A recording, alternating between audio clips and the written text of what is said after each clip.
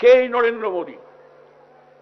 অনেক কথা আছে ওর নিয়ে, দাঙ্গা টাঙ্গা নিয়ে তুলনা করছে আমাদের সঙ্গে।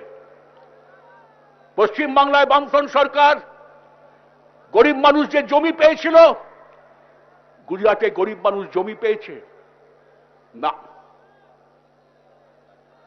গরিব মানুষ পঞ্চায়েত করেছিল, সেই পঞ্চায়েত গুজরাটে আছে না।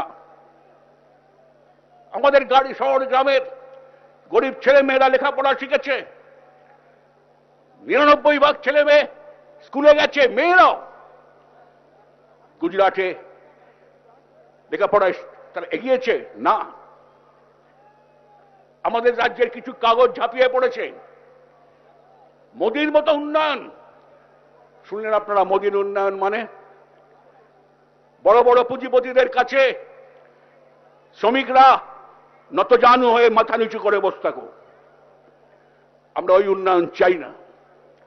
আমরা চাই গরিব মানুষ, শ্রমিক, কৃষক, মধ্যবিত্তের উন্নয়ন। তাহলেই দেশ এগোতে পারবে।